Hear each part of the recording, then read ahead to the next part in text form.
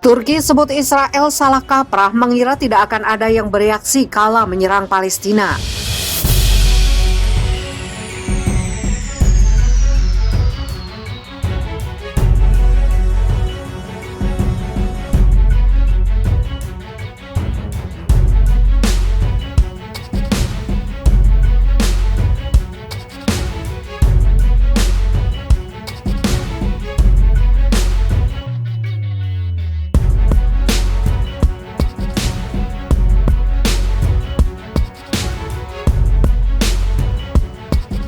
Direktur Komunikasi Turki mengungkapkan bahwa penganiayaan Israel tidak akan dilupakan selama bertahun-tahun yang akan datang. Melalui akun Twitter, Fatretin Altun membagikan klip video The Story of Palestine oleh Emon Askar dan mengatakan bahwa sebagaimana toleransi dan keadilan Ottoman masih dikenang, penganiayaan Israel akan diingat selama bertahun-tahun. Kebenaran itu statis, satu-satunya cara mengungkapkannya adalah berubah, katanya, yang dikutip pikiranrakyat.com dari Anadolu Agency Sabtu 22 Mei. Hingga Jumat 21 Mei, setidaknya ada 233 warga Palestina telah tewas, termasuk 39 wanita dan 65 anak-anak dan lebih dari 1.700 lainnya terluka dalam serangan Israel di jalur Gaza sejak 10 Mei 2021. Ketegangan yang dimulai di Yerusalem Timur selama bulan suci Ramadan meluas ke Gaza akibat serangan Israel terhadap jemaah di komplek Masjid Al-Aqsa dan lingkungan Sheikh Jarrah. Israel menduduki Yerusalem Timur selama Perang Arab-Israel 1967. Pada 1980, Israel mencaplok seluruh kota sebagai langkah yang tidak pernah diakui oleh komunis internasional. Serangan Israel ke Masjid Al-Aqsa dan jalur Gaza telah mempersatukan warga Palestina. Bahkan perlawanan itu mengejutkan Tel Aviv, kata Presiden think tank Al-Shaq Forum. Mantan Direktur Jenderal Al Jazeera Wadah Kanfar mengatakan bahwa Israel tanpa sadar telah membangunkan orang-orang Arab dan Muslim di seluruh dunia dan memperkuat kesadaran mereka terhadap Masjid Al-Aqsa dan Yerusalem.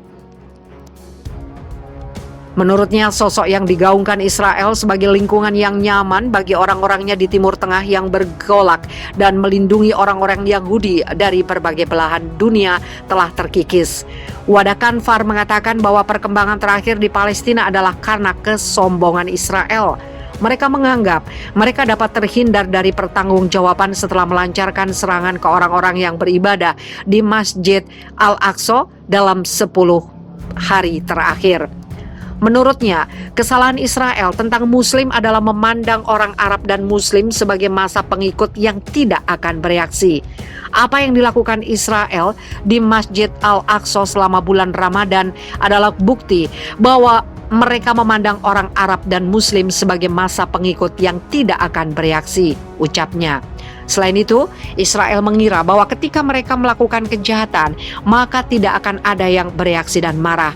Israel mengira bahwa ketika mereka melakukan kejahatan seperti itu, maka tidak akan ada yang bereaksi, tidak ada yang marah. Padahal mereka salah memahami ummah atau komunitas ini dan rakyat Palestina, kata Wadah Kanfar. Meskipun pemerintah tampaknya melakukan normalisasi dengan Israel, tetapi perhatian dan doa negara-negara Islam dan Arab terus tertuju pada Yerusalem dan Masjid Al-Aqsa.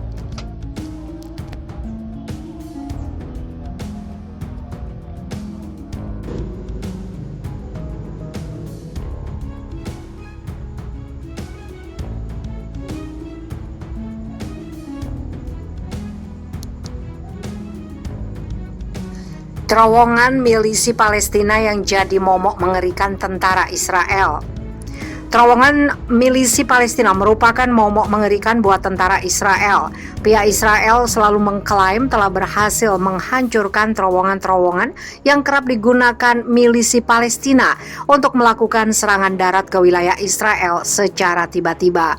Seperti yang diklaim oleh Israel Defense Force (IDF) pada 17 Mei lalu, di mana mereka mengaku berhasil menghancurkan terowongan milisi Palestina sepanjang 15 km. Terowongan sepanjang 9,3 mil itu kini tidak bisa lagi dipergunakan, tulis keterangan IDF dikutip BBC. Hanya saja seperti yang sudah-sudah, terowongan tersebut selalu ada dan tetap jadi senjata yang mengerikan milisi Palestina dalam melakukan serangan gerilya tiba-tiba ke pasukan Israel. Seperti saat milisi Palestina berhasil menculik pasukan tank Israel, Gilad Shalit, pada 2006. Saat itu hanya dengan mengandalkan 7 orang tentara milisi Palestina yang masuk lewat terowongan. 2 orang pasukan tank Israel tewas di tempat dan 1 orang diculik, yaitu Gilad Shalit. Terowongan milisi Palestina memang pertama kali dibangun pada 2006 adalah mantan Perdana Menteri milisi Palestina Ismail Haniyeh yang menginisiasi terowongan milisi Palestina. Ismail Haniyeh dikutip situs The Tower bahkan mengklaim terowongan yang mereka buat lebih luas 2 kali lipat dibandingkan terowongan yang dibuat oleh Viet Cong saat Perang Vietnam terjadi. Meski diinisiasi oleh milisi Palestina, sebenarnya terowongan tersebut sudah lebih dulu ada. Masyarakat Palestina menggunakan terowongan sejak tahun 1990-an untuk memenuhi kebutuhan hidup mereka yang terhalang karena blokade yang dibuat oleh Israel. Mereka menyelundupkan barang-barang kebutuhan dari negara yang bersimpati melalui terowongan tersebut. Terowongan itu baru ditingkatkan fungsinya oleh Ismail Haniyeh sebagai strategi perang melawan pasukan Israel. Dia menginginkan agar serangan ke Israel tidak hanya dilakukan melalui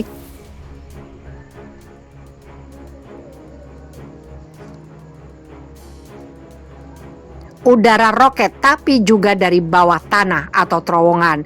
Tidak seperti serangan roket yang terlihat, serangan lewat terowongan yang kasat mata justru paling diandalkan oleh milisi Palestina. Inilah mengapa Ismail Haniyeh menamakan terowongan itu sebagai terowongan teror. Dinamai teror karena hanya orang-orang milisi Palestina saja yang mengerti keberadaan terowongan tersebut, mulai dari jumlahnya hingga lokasinya.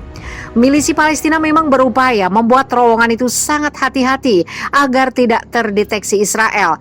Alih-alih menggunakan alat-alat elektris dalam menggali terowongan, mereka justru menggunakan alat mekanis dengan pedal untuk menggali terowongan. Jadi saat pasukan-pasukan Israel tertidur lelap di atasnya tanpa disadari, tentara-tentara milisi Palestina sibuk membuat terowongan tanpa suara. Militer Israel memperkirakan milisi Palestina menghabiskan sekitar 30 juta US dollar sampai 90 juta US dollar dalam pembuatan terowongan teror itu. Setidaknya lebih dari 600.000 ton beton telah menopang terowongan yang jaraknya berkilo-kilo itu.